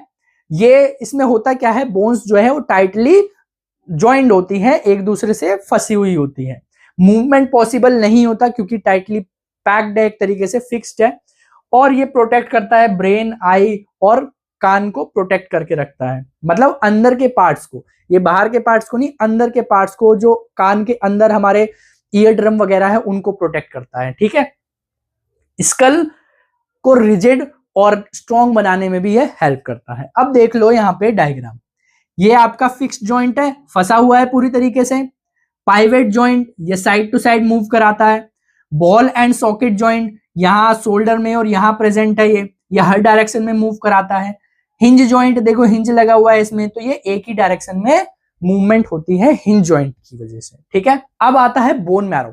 बोन मैरो सॉफ्ट और स्पॉन्जी टिश्यू है जो कि कुछ ही बोन्स के अंदर मिलता है, जैसे हिप बोन हो गया, रिब्स हो गई, लॉन्ग बोन हो गई, लॉन्ग बोन यानी थाई बोन, ठीक है। इनके अंदर बोन मैरो प्रेजेंट होता है। इसका मेन फंक्शन आरबीसी, डब्ल्यूबीसी और प्लेटलेट्स को बनाना होता है। आरबीसी और प्लेटलेट्स क्या है, आपके ई न्यूक्लिएटेड सेल है, यानी इनके अंदर न्यूक्लियस नहीं होता। स्टेम सेल्स प्रेजेंट होते हैं बोन मैरो में। ये एक ऐसे स्पेशलाइज्ड सेल है जो कि रिपीटेडली डिवाइड हो सकते हैं और प्रोड्यूस करते हैं नए सेल्स को। बोन मैरो ट्रांसप्लांट में क्या होता है, स्टेम सेल्स को हेल्दी डोनर से निकाल के पेशेंट में डाला जाता है और ये ट्रीटमेंट ऑफ ब्लड कैंसर और ब्लड डिसऑर्डर में हेल्प करते हैं, ठीक है। तो ये था आपका बोन मैरो। अब आता है स्केलेटल सिस्टम। स्केलेटल सिस्टम क्या है, it is the framework of bones, यानी बोन्स से क्या बना रहे हैं, स्केलेटल सिस्टम बन रहा है। सारी बोन्स मिला के स्केलेटल सिस्टम बनाती है। ये स्ट्रेंथ और सपोर्ट प्रोवाइड कराता है, प्रोटेक्ट करता है डेलिकेट इंटरनल ऑर्गन्स को। स्कल, वर्टेब्रल कॉलम और रिब केज स्केलेटल सिस्टम बनाता है, और भी बोन्स मिलके क्या बनाती है, स्केलेटल सिस्टम बनाती है। वर्टेब्रल कॉलम क्या है, ये आपको यहां से लेके नीचे तक बैकबोन है, यही क्या है, वर्टेब्रल कॉलम है। Made of small bones called vertebrae, छोटे छोटे स्मॉल बोन्स से ये बनते हैं। आप छू के फील कर सकते हो, छोटी छोटी बोन्स हैं, इन्हीं को क्या बोलते हैं, वर्टेब्रे बोलते हैं। सपोर्ट करता है बॉडी को, आप सीधे खड़े हो, किसकी वजह से खड़े हो, वर्टेब्रल कॉलम की वजह से, ठीक है। Cartilage disc present between vertebrae, vertebrae के बीच में कार्टिलेज डिस्क प्रेजेंट होती है, और कार्टिलेज का क्या काम होता है, फ्लेक्सिबिलिटी देना, कुशन प्रोवाइड करना बोन्स को, जिससे आप क्या कर सकते हो, ऐसे ट्विस्ट कर सकते हो, बेंड हो सकते हो, है ना। Protect spinal cord from injury. Spinal cord और बैकबोन अलग अलग चीज है। बैकबोन जो है वो बोन है, और स्पाइनल कॉर्ड अंदर इसके जो वर्टेब्रल कॉलम है ऐसे ऐसे इसके अंदर होती है spinal cord. Spinal cord nervous tissue है, ठीक है, मैसेज पहुंचाने का काम करती है ये, तो स्पाइनल कॉर्ड को इंजरी से बचाता है। अब आता है रिब केज, 12 पेयर से बनी होती है। ये पीछे की बैकबोन से आगे की ब्रिस्ट बोन से जुड़ी होती है, ऐसे कर्व बना के जुड़ी हुई होती है। आगे की जो ब्रिस्ट बोन होती है उसे बोलते हैं स्टर्नम, लिख लो, क्या पता एक मार्क्स में आ जाए, स्टर्नम ब्रिस्ट बोन, ठीक है। तो यहां से बैकबोन से स्टर्नम में जुड़ी होती है, और 12 पेयर्स होते हैं टोटल, एक लेफ्ट एक राइट, मतलब एक लेफ्ट एक राइट, ठीक है, ऐसे ऐसे करके ये जुड़ी हुई होती है। इनका काम क्या होता है, वाइटल ऑर्गन्स को प्रोटेक्ट करना, जैसे लंग्स हो गया, हार्ट हो गया, इनको प्रोटेक्ट करती है। फ्लेक्सिबल कार्टिलेज से जुड़ी हुई होती है, जैसे ये मैंने बताया जुड़ी हुई है, तो ये फ्लेक्सिबल कार्टिलेज वहां पे होते हैं। होता क्या है, जब सांस लेते हैं तो ये फूल जाती है, यानी स्पेस प्रोवाइड कराती है लंग्स को, जिससे अच्छे से हम क्या कर सकते हैं, इनहेल कर सकते हैं, ब्रीथ कर सकते हैं। Rib can expand and contracts during breathing, ठीक है, एक्सपैंड और कॉन्ट्रैक्ट कर सकते हैं। अब हम देखेंगे कुछ क्वेश्चंस। पहला क्वेश्चन पूछ रहा है कि कोकोनट हस्क हार्ड और ब्रिटल क्यों होते हैं जबकि leaf stocks of coriander soft और फ्लेक्सिबल होती हैं। तो ऐसा इसलिए होता है क्योंकि कोकोनट हस्क में स्क्लेरेनकाइमा होता है जो कि हार्डनेस के लिए रिस्पॉन्सिबल है, और कोरिएंडर लीफ स्टॉक के अंदर कोलेनकाइमा होता है जो कि फ्लेक्सिबिलिटी देता है। अगला क्वेश्चन है, why do you think that cuticle on the outer wall of epidermis is advantageous for a plant living in desert but disadvantageous for a plant living in underwater। Cuticle है एक thick waxy layer और water repellent है, तो ये desert में plant के लिए advantages होता है लेकिन डिसएडवांटेजेस होता है उन प्लांट के लिए जो कि पानी के अंदर होते हैं। ऐसा इसलिए होता है क्योंकि थिक क्यूटिकल क्या करते हैं, रिड्यूस कर देते हैं वाटर लॉस को और हेल्प करते हैं कि वाटर जो है वो कंजर्व हो इन ड्राई कंडीशन। लेकिन पानी के अंदर जो प्लांट है उन्हें ऐसी कोई नीड तो है नहीं पानी कंजर्व कराने की, तो ये क्यूटिकल क्या करते हैं, उल्टा गैसेस एक्सचेंज और एब्जॉर्प्शन थ्रू सरफेस को हिंडर कर देते हैं, उनमें बाधा लाते हैं। इसलिए अंडर वाटर प्लांट्स के लिए क्यूटिकल डिसएडवांटेजेस है। अगला क्वेश्चन है, एक बार जब पानी रूट से एब्जॉर्ब हो जाता है तो उसे against the gravity through xylem ऊपर चढ़ना होता है। तो कैसे वो काम करते हैं, जाइलम तो डेड सेल्स से बने होते हैं और जो लीव्स है, लीव के सेल्स वो कैसे होते हैं, लिविंग। तो वे आपस में कैसे काम करते हैं जिससे पानी ऊपर चढ़ता है। तो डेड जाइलम वेजल्स और ट्रैकियाड क्या करते हैं, होलो ट्यूब्स बनाते हैं जिससे वाटर ट्रांसपोर्ट होता है, और ट्रांसपीरेशन क्या करते हैं, एक ट्रांसपीरेशन पुल वहाँ पे सक्शन फोर्स क्रिएट करते हैं जिससे क्या होता है, पानी ऊपर की तरफ चढ़ता है थ्रू द जाइलम। ये एक तरीके से ऐसे ही है जैसे आप पाइप से जूस वगैरह पीते हो तो ऊपर एक सक्शन फोर्स लगाते हो, पुलिंग फोर्स होता है वो, जिससे जूस क्या होता है, ऊपर चढ़ता है। अगला क्वेश्चन ये पूछा है कि अगर स्टोमेटा एपिडर्मिस में नहीं हो, लीव की एपिडर्मिस और स्टेम की एपिडर्मिस में स्टोमेटा नहीं हो तो क्या क्या हो सकता है। तो स्टोमेटा गैसेस एक्सचेंज और ट्रांसपीरेशन कराता है जो कि नहीं होगा, तो इससे होगा क्या, फोटोसिंथेसिस इफेक्ट हो जाएगा, वाटर ट्रांसपोर्ट नहीं होगा, टेम्परेचर रेगुलेशन नहीं होगा, ओवरऑल प्लांट की जो ग्रोथ है वो इफेक्ट हो जाएगी, रिड्यूस हो जाएगी। अब मैंने आपको टोटिपोटेंसी के बारे में बताया है।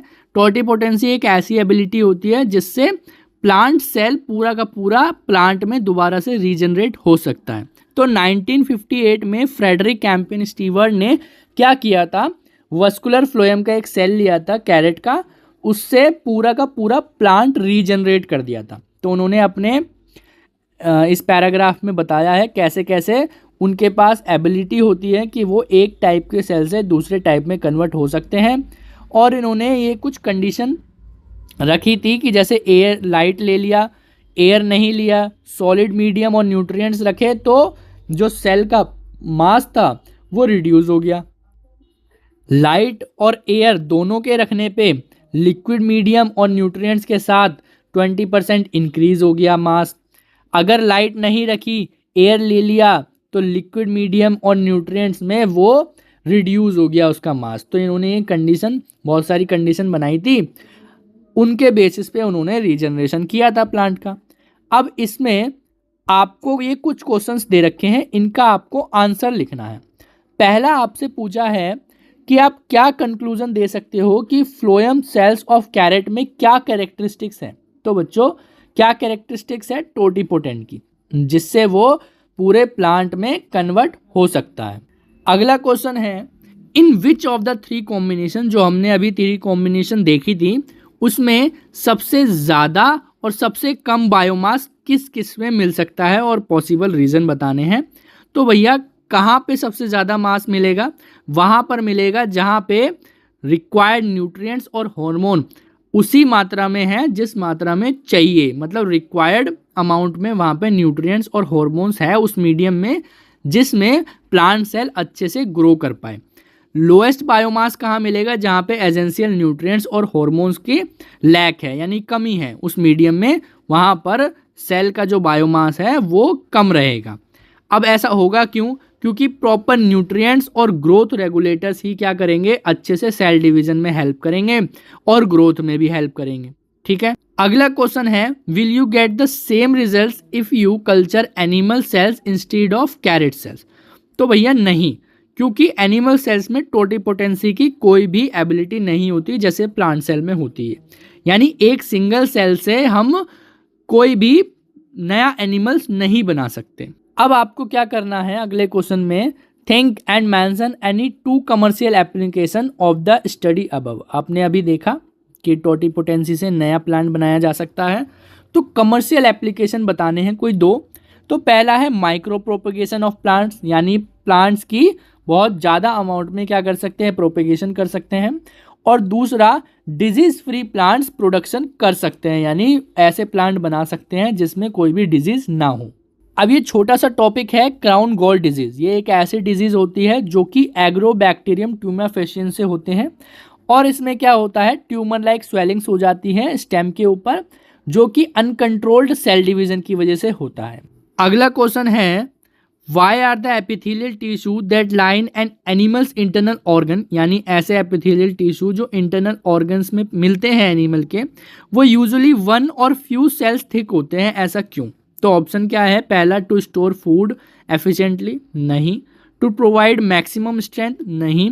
To allow quick exchange of materials across them, ये आंसर सही लग रहा है। टू रिड्यूस फ्रिक्शन, तो इसका आंसर क्या है, थर्ड इसका आंसर है। जैसे हम एग्जांपल लें एक लंग्स का, लंग्स में क्या होता है, कार्बन डाइऑक्साइड और ऑक्सीजन का एक्सचेंज होता है, तो वो अगर ज़्यादा लेयर की बनी होगी सेल की, तो वहाँ पे क्या होगा, डिफ्यूज़न की प्रोसेस अच्छे से नहीं हो पाएगी, ठीक है। इसलिए क्या होता है, वो काफ़ी ज़्यादा थिन होती है, जिसकी वजह से क्विक एक्सचेंज ऑफ मटेरियल्स हो सकता है।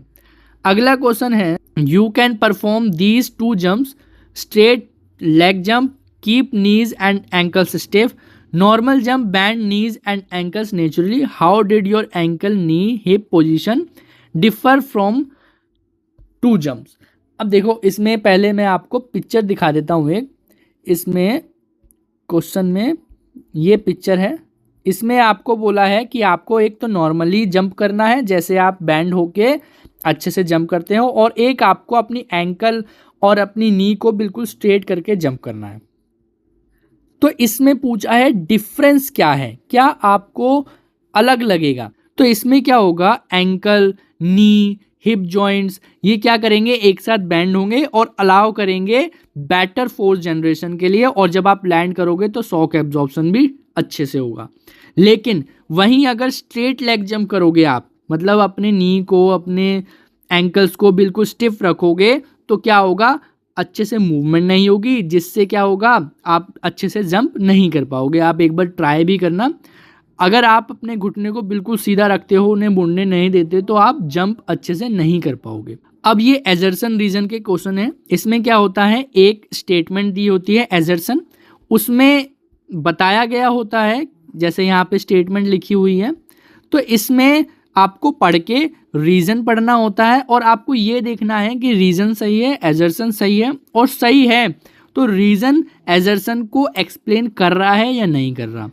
एक क्वेश्चन करते हैं, जैसे पहला क्वेश्चन है, एजर्सन में क्या बोला है ए पार्ट में, कि epithelium is well suited for gas exchange in the lungs. Yes, सही है स्टेटमेंट, क्योंकि एपिथेलियम क्या कर सकता है, लंग्स में गैस एक्सचेंज करता है। हमने अभी एग्जाम्पल भी देखा था, इसमें स्क्वैमस एपिथेलियम होता है। रीजन क्या है, it consist of multiple layers of tall cells that slow down diffusion. नहीं, रीजन यहाँ पे क्या है, गलत है। तो इसका आंसर क्या हो जाएगा, थर्ड इसका आंसर हो जाएगा। A is true but R is false. अब दूसरे क्वेश्चन में बी पार्ट में क्या पूछा है, cardiac muscle can contract continuously without fatigue. हमें पता है कार्डियक मसल हार्ट में होती है और बिना थके काम करती रहती है। रीजन में क्या पूछा है, cardiac muscle cells have high number of mitochondria and abundant supply of blood. यानी कि कार्डियक मसल्स के पास बहुत ज़्यादा माइटोकॉन्ड्रिया वाले सेल्स हैं, जो कि क्या करते हैं, उनको एनर्जी अच्छे से प्रोवाइड करा सकते हैं, और ब्लड की सप्लाई वहाँ पे बहुत बढ़िया है, यानी ब्लड की सप्लाई पूरी सफिशिएंट मात्रा में वहाँ पे मिल रही है। उससे होगा क्या, ब्लड सप्लाई अच्छी है तो ऑक्सीजन का जो अमाउंट है वो अच्छे से मिल रहा है, और सेल क्या कर रहे हैं, माइटोकॉन्ड्रिया से एनर्जी प्रोड्यूस कर रहे हैं, जिससे हमारा हार्ट या कार्डियक मसल बिना थके काम कर रहे हैं कंटिन्यूसली। तो एजर्सन भी सही है, रीजन भी सही है और एक्सप्लेनेशन भी सही है। तो इसका आंसर हो जाएगा 1। अब कर लेते हैं तीसरा क्वेश्चन। यहाँ पे एजर्सन में बोला है tendons connect bone to bone. तो यहाँ पे ये गलत हो जाता है क्योंकि टेंडेंस बोन को मसल से कनेक्ट करता है, ना कि bone to bone. Bone to bone करता है हमारा लिगामेंट, ठीक है।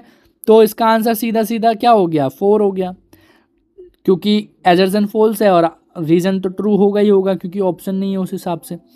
तो रीजन पढ़ लेते हैं। Tendons are made of tough connective tissue that transmits force from muscle to bone. तो ये क्या करते हैं, कनेक्टिव टिश्यू से बने हैं जो कि काफ़ी टफ है। ये फोर्स अप्लाई करवाते हैं ताकि मसल बोन को क्या कर सके, मूवमेंट करा सके, ठीक है। अगले क्वेश्चन के एजर्सन में क्या बोला है कि in a hinge joint movement occurs primarily in one plane. हाँ बिल्कुल सही है, क्योंकि हिंज जॉइंट एक ही डायरेक्शन में मूव करा सकती है, ठीक है। एक लिमिट है उसकी, यानी एक डायरेक्शन में करा सकती है सिर्फ मूव। रीजन क्या है, the bone ends are shaped allowed to sliding in all direction. तो रीजन यहाँ पे गलत है, क्योंकि एक डायरेक्शन में करा रही है, वहाँ पे मतलब हिंज है, रुकावट है।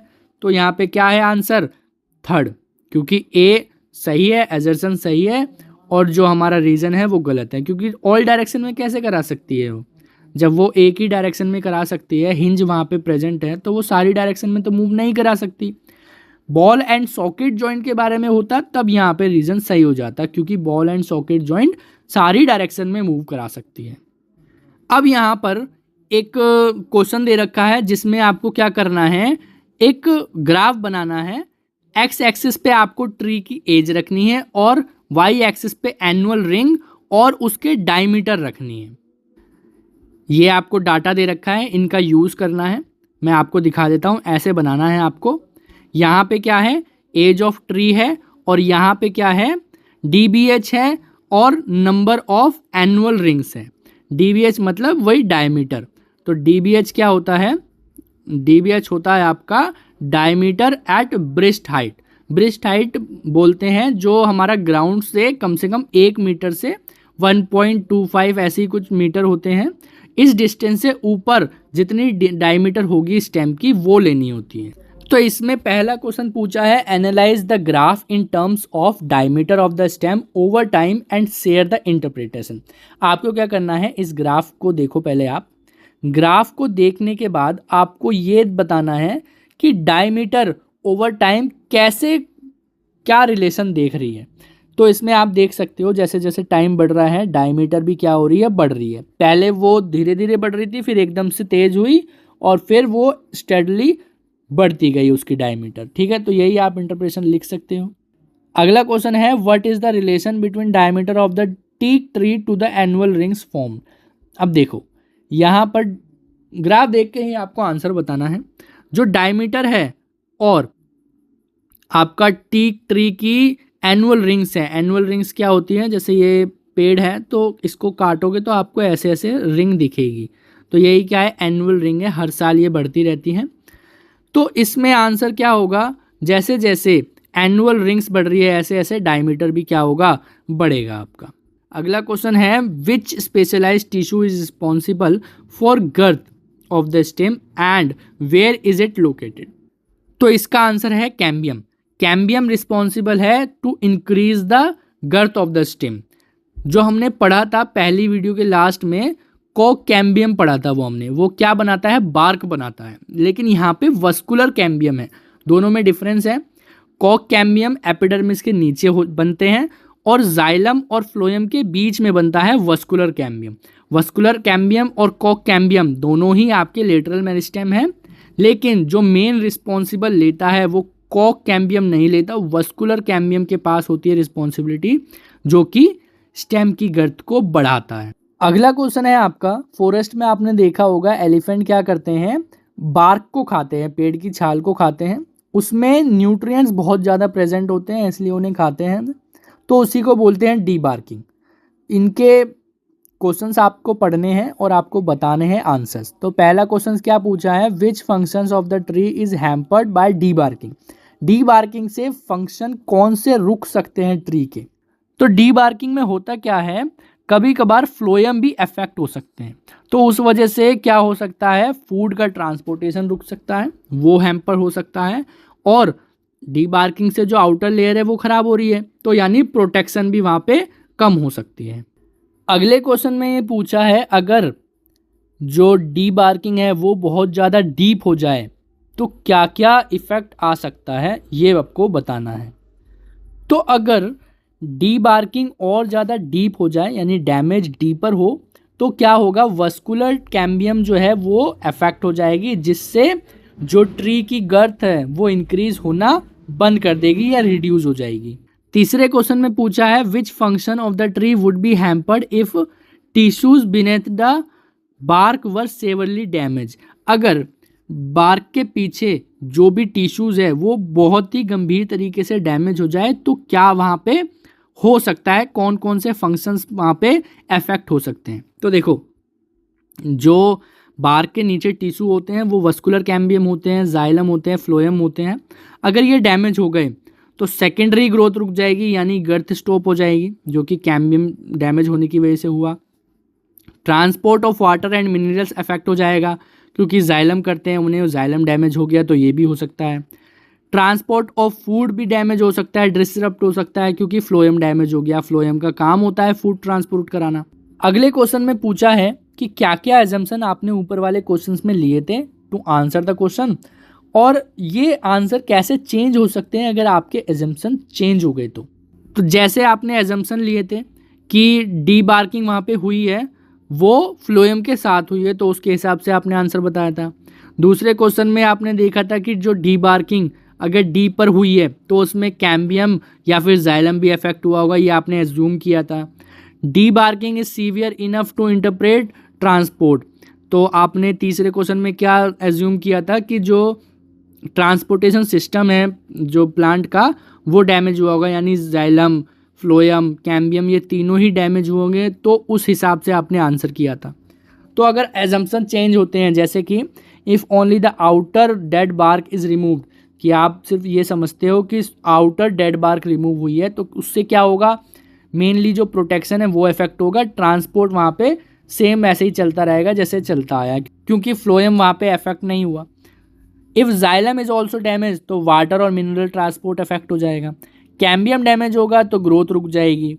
अगर डीबार्किंग भी पार्शियली हुई है, यानी ऊपर ऊपर की छाल तो उतरी है, बार्क तो उतरा है, लेकिन वो इतना भी डीप नहीं उतरा, तो क्या होगा, वहाँ पे कोई भी गंभीर सिचुएशन नहीं होगी, कुछ भी इफेक्ट नहीं होगा। अगला क्वेश्चन कर लेते हैं। अम्रपाली एक स्टूडेंट है, उन्होंने ऑब्जर्व किया कि जो यंग मैंगो सैपलिंग सिस्टम है वो अच्छे से बेंड हो पाती है ड्यूरिंग मॉनसून विंड्स, टूटती नहीं है। तो ऐसा होता क्यों है, कौन सा टिश्यू वहाँ पर रिस्पॉन्सिबल है फ्लेक्सिबिलिटी के लिए, और आपको ये बताना है कि अगर वहाँ पे स्क्लेरेनकाइमा आ जाए, उस टिश्यू को हटा के स्क्लेरेनकाइमा रख दिया जाए तो क्या इम्पैक्ट पड़ सकता है। तो कॉलेनकाइमा रिस्पॉन्सिबल होता है, हमने पहले ही क्वेश्चन में देखा था फ्लेक्सिबिलिटी के लिए। तो यंग मैंगो सैपलिंग सिस्टम में क्या होता है, कॉलेनकाइमा, जिससे फ्लेक्सिबिलिटी आती है। और अगर स्क्लेरेनकाइमा वहाँ पे रिप्लेस कर दिया जाए तो फ्लेक्सिबिलिटी गायब हो जाएगी, फ्लेक्सिबिलिटी लूज कर देगा और क्या हो जाएगा, वो रिजिड हो जाएगा, जिससे मैकेनिकल स्ट्रेंथ तो मिलेगी लेकिन इलास्टिसिटी गायब हो जाएगी वहाँ पे। तो प्लांट जो है, जो मैंगो सैपलिंग सिस्टम है, वो मॉनसून विंड्स में ब्रेक हो जाएगा। अगला क्वेश्चन है, सोहन ने एक एक्सपेरिमेंट डिज़ाइन किया for the regeneration of sugarcane. उसने क्या किया, 2 टाइप की कटिंग ली, ए टाइप और बी टाइप। फिगर में मैं आपको दिखाता हूँ, ये उसने 2 टाइप की कटिंग ली, एक में नोड प्रेजेंट है और इसमें नोड प्रेजेंट नहीं है। इन दोनों कटिंग को उसने क्या किया, लगा दिया, और कुछ वीक बाद उसने देखा कि जो टाइप बी की कटिंग है वो स्प्राउटेड हो गई है और डेवलप होना स्टार्ट हो गई है नए शुगर केन में, जबकि टाइप ए की कटिंग वहाँ पे कुछ भी नज़र नहीं आ रहा था, वहाँ पे मतलब स्प्राउट नहीं हुआ वो।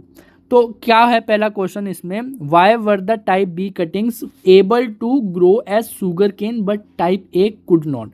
क्योंकि टाइप बी में नोड्स प्रेजेंट थी और नोड्स के आसपास क्या होता है आपका मेरिस्टेमेटिक टिश्यू, जो कि ग्रो कराने में हेल्प करता है। टाइप ए के अंदर कोई भी ऐसी नोड्स नहीं थी, यानी वहाँ पे मेरिस्टेमेटिक टिश्यू नहीं है, इस वजह से क्या हुआ, वहाँ पे कोई भी ग्रोथ नज़र नहीं आई। दूसरा क्वेश्चन है what was the difference present in type B compare to type A. बड़ा आसान है, टाइप बी में क्या प्रेजेंट है, नोड, लेकिन टाइप ए में कोई नोड प्रेजेंट नहीं है। अगला क्वेश्चन है व्हाट ऑब्जर्वेशन और measurement was made to determine whether this change had in effect. अब उन्होंने क्या ऑब्जर्वेशन करनी थी कि कौन सी कटिंग उन्हें अच्छे से शुगर केन का प्लांट दे सकती है, इसी से तो वे अपनी खेती करेंगे। अगर टाइप ए अच्छे से वहाँ पे शुगर केन में डेवलप हो जाती तो वो टाइप ए को यूज़ करते, टाइप बी अगर कर रही हैं तो वो टाइप बी को करेंगे, ताकि उनकी जो खेती है वो अच्छे से हो जाए। और टाइप बी में नोड्स प्रेजेंट है तो ऑब्वियस सी बात है वो अच्छे से ग्रोथ करना स्टार्ट करेंगे शुगर केन में। अगला क्वेश्चन है what parameters should be kept for the both type of cuttings to ensure fair comparison. Fair comparison के लिए आपको क्या क्या पैरामीटर्स ध्यान में रखने हैं कि लेंथ दोनों की सेम हो, आप पानी दोनों को एक ही अमाउंट में दो, खाद डाल रहे हो तो एक ही अमाउंट में डालो, उनका टेम्परेचर एक ही रहे, तो सेम डेप्थ पे आप उसे लगाओ, ठीक है। तो ये सारे पैरामीटर्स आपको रखने हैं ताकि फेयर कंपैरिजन हो। ये रहे इसके आंसर, आप लिख सकते हो। अब अगला क्वेश्चन है a plant and animal cells are of the same size. जो प्लांट सेल है और एनिमल सेल है वो ऑलमोस्ट सेम साइज के होते हैं। पहला क्वेश्चन ये पूछा है which cell will has large vacuole. कौन से सेल में लार्ज वैक्यूल होता है। जैसा कि हमें पता है प्लांट सेल में लार्ज वैक्यूल होता है, तो यही लिखोगे प्लांट सेल में लार्ज वैक्यूल होता है। क्यों? क्योंकि इन्हें स्टोरेज करना होता है फूड का और टर्जिडिटी मेंटेन करनी होती है, जबकि एनिमल्स में स्मॉल वैक्यूल्स होते हैं। दूसरे क्वेश्चन में पूछा है what assumption are you making to answer the above question. तो इस वाले क्वेश्चन में हमने क्या एज्यूम किया है कि हमने दोनों को मेच्योर सेल लिए हैं और हमने कोई स्पेशलाइज्ड सेल यहाँ पे नहीं लिया। जैसे हमने देखा था मेरिस्टेमेटिक टिश्यू के अंदर जो सेल होते हैं उनके अंदर वैक्यूल्स या तो होते ही नहीं है या तो बहुत कम होते हैं, तो ऐसा हमने कोई स्पेशल केस नहीं लिया। हमने जनरली प्लांट सेल और एनिमल सेल को कंपेयर किया है। अब अगला क्वेश्चन है आपका, एक टेक्स्ट बुक में ये बोला है कि each plant tissue performs only one specific function. तो ये लाइन आपको पढ़ के आपको कुछ क्वेश्चंस पूछने हैं कि इसकी करेक्टनेस को जांच सके कि ये सही है या गलत, और क्या क्या एग्जांपल्स आप लोगे टिश्यू के बारे में कि आप इसके आंसर को निकाल सको। जो आपने क्वेश्चंस पूछे हैं उसके आंसर को निकाल सको और आप स्टेटमेंट को करेक्ट या फिर इनकरेक्ट बता सको। तो इसमें भाई क्या पूछ सकते हो कि क्या सच में टिश्यू एक ही फंक्शन करते हैं, टिश्यू के पास मल्टीपल रोल्स होते हैं नहीं होते, और फंक्शन चेंज हो सकते हैं लोकेशन चेंज होने पे, यानी रेगिस्तान में जो प्लांट है, पानी में जो प्लांट है, उनके फंक्शंस चेंज होते हैं या नहीं होते। तो ऐसे क्वेश्चंस करोगे आप। और आपको पता है, आपने टिश्यू के बारे में पढ़ा है, parenchyma, collenchyma, xylem, phloem, epidermis, ये सारे के सारे टिश्यू के बारे में आपने पढ़ा है। एग्जाम्पल लो, जैसे पैरेन्काइमा स्टोरेज भी करता है, फोटोसिंथेसिस भी करता है और बुयांसी भी कराता है, यानी पानी में फ्लोट करने का भी काम कराता है। जाइलम ट्रांसपोर्ट करता है वाटर को और स्ट्रेंथ भी प्रोवाइड कराता है। हमने देखा था जाइलम फाइबर्स क्या करता है, सपोर्ट देता है उसे। Hence many plant tissue perform multiple function, so statement is incorrect. क्योंकि एक टिश्यू के अंदर मल्टीपल फंक्शंस हो सकते हैं, जैसा कि हमने देखा है और एग्जाम्पल भी हमने यहाँ पे लिख रखे हैं।